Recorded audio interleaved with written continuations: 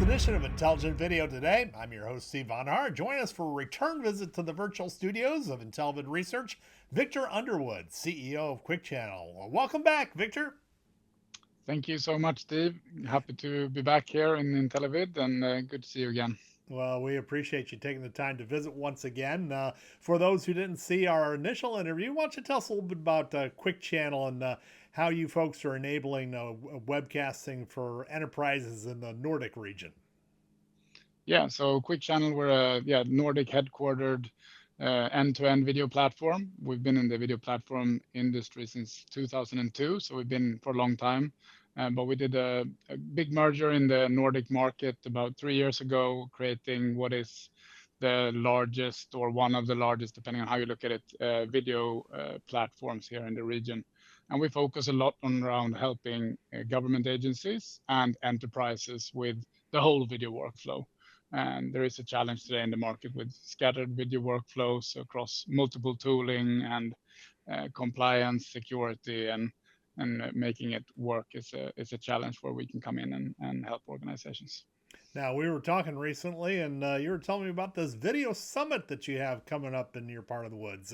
Tell us about that and what you're going to be trying to tell folks there.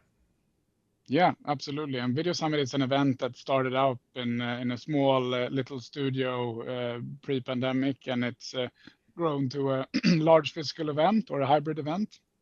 So we rented out the whole beautiful theater called Intiman in central Stockholm. There will be, I think we passed just over 300 signups today with more than 200 on site. So we're expecting about 300 to 400 on site and a bit more than that online when the event happens. It's a half-day event. It doesn't cost anything. You can sign up and watch digitally, or you can join us physically on site.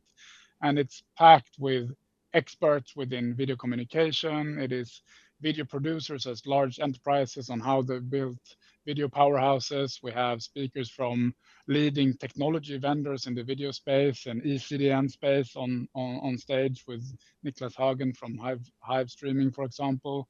And we have different video communication professionals basically talking about how to solve different challenges, how to improve your video communication, what's the latest in video strategy. And then, of course, it's a fantastic opportunity to network.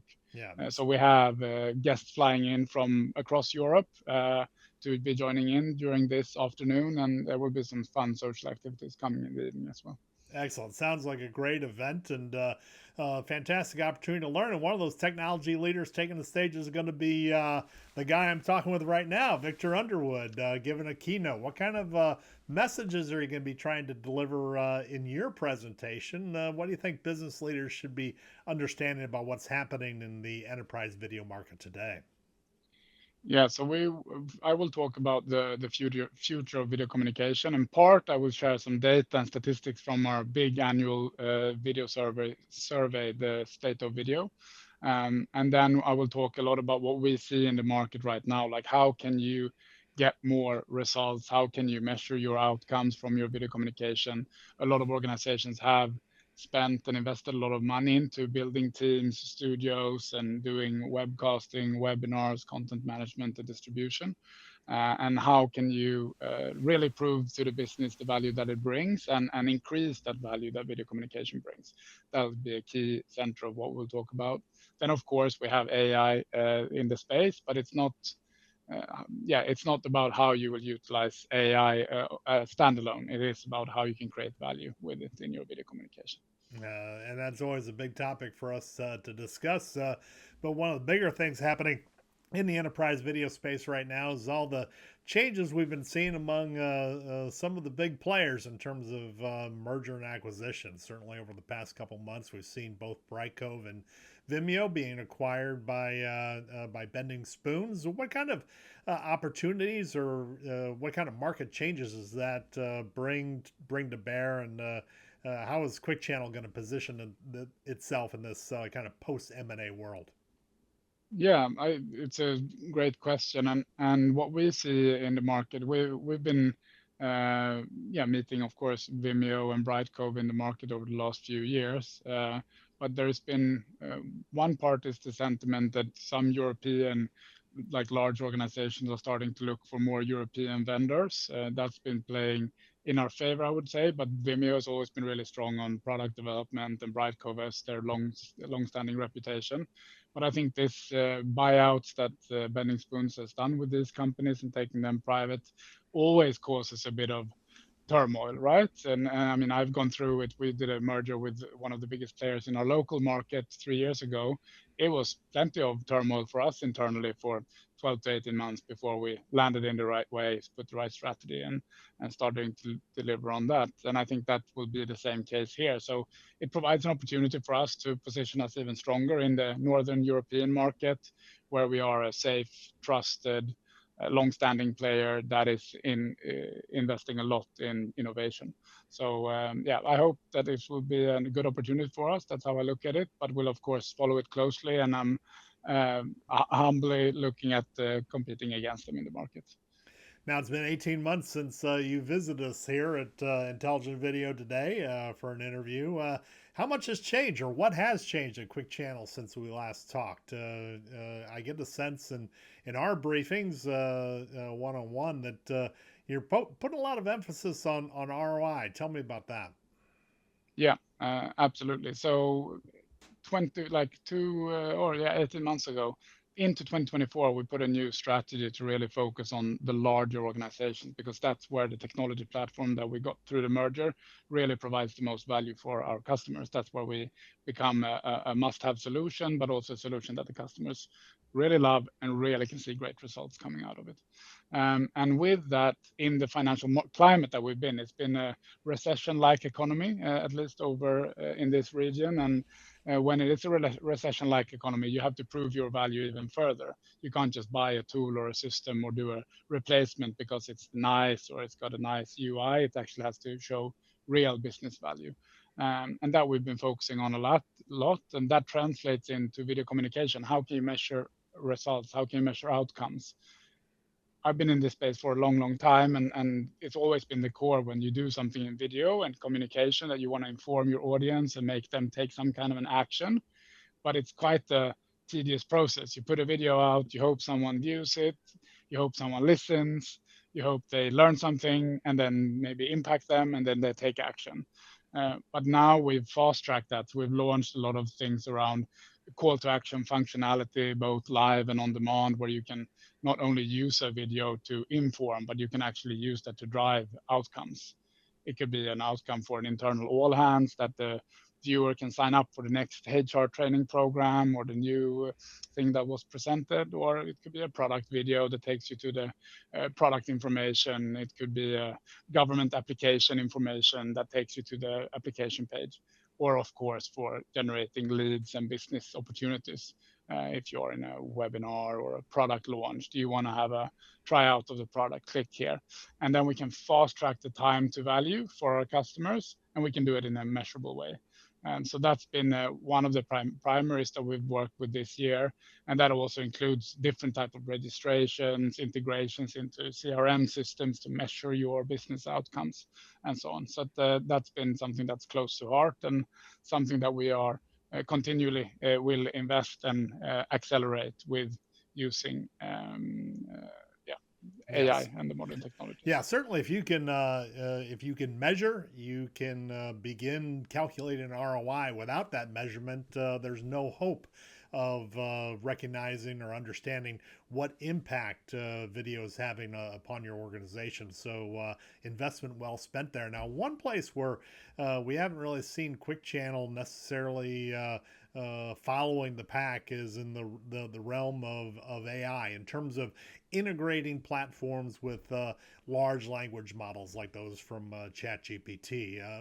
Why is that the case, and why do you think that's the right way to go? Yeah, so in product development, before we bring it out to market, we try all the big LLMs and everything that is cutting edge to do product innovation. But since we are delivering our platform to some of the largest companies and government agencies in the region, it also puts pressure on that we can deliver something that is fully compliant. So, let's take subtitling video, which is a use case that's been around for a long time. We did that back in the day with Microsoft's speech to text, and it was Google's that was the better.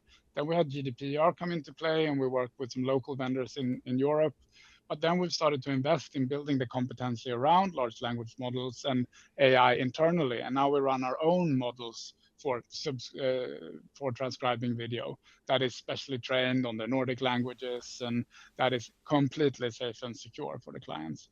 And this is what we do as well. So we innovate with like OpenAI, but then we bring it home and we bring it inside, and we can guarantee full integrity, full security and compliance with doing more, taking videos and creating a blog post, putting chapters automatically, tagging videos, etc. So there's been a lot of innovation around that space, and that's where we see it going as well. AI is not used for, and like I said in the beginning, like we don't see AI as a standalone thing. AI is a new technology and a technology shift that helps us improve what we already do. How Yeah. can we revolutionize the workflow for the users? Well, we can use AI to help them be faster, help them reach the results in a better way. And that's what we're going to do in the video platform. But it's always the video platform and the video communication that is at the core of what we do. And I think that's exactly the right outlook on the marketplace, because essentially AI is just a way of saying we have a ton of computing processing power that we never have had before. And as software developers, what in the heck are we going to do with these computing resources moving forward? And I guess that's the challenge for all vendors, including Quickchannel. So as we look at AI infused development over time, what are some of the things we might be looking at from the product roadmap for Quickchannel? Say over the next year to a couple years? How is AI going to impact what you're doing from a product development standpoint? So if you are a customer of Quickchannel, or if you're looking at us in a few quarters time or stepping into next year, you're going to continue to see that we can prove good efficiencies in the workflow in the video platform, creating these measurable outcomes and accelerate that with compliant AI.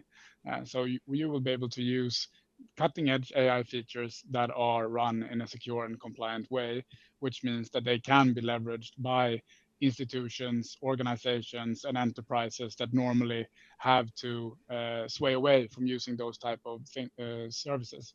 Because in the end, where you're talking about video communication in an enterprise, it's large town halls for a publicly traded company. That data is sensitive, and that data, they don't allow that to be sent out to third parties that are not super secure, for example. And then there's many more like secure video use cases where it's even stricter. But it's so that's where you can expect that Quickchannel will be, and we will continue to keep up innovation. We'll continue to invest in product development, and we're keeping to our bi-weekly product releases, which our customers see every second Wednesday, Yeah. continuously as well. Well, certainly a lot to talk about at the upcoming video summit. I wish you luck with the event, and thanks for taking the time to come by and visit us again here at Intelligent Video Today. Thank you so much, Steve, for having me on. Really appreciate it. And we thank you for taking the time to watch today's episode of Intelligent Video Today. If you want access to more interviews with video industry technology thought leaders like Viktor Underwood from Quickchannel, just go to the YouTube link right below there. Subscribe to the Intelligent Video Today channel, and you get notifications of future episodes of our interview series. For Intelligent Video Today and Intelligent Research, I'm Steve Underhar. Thanks for your time.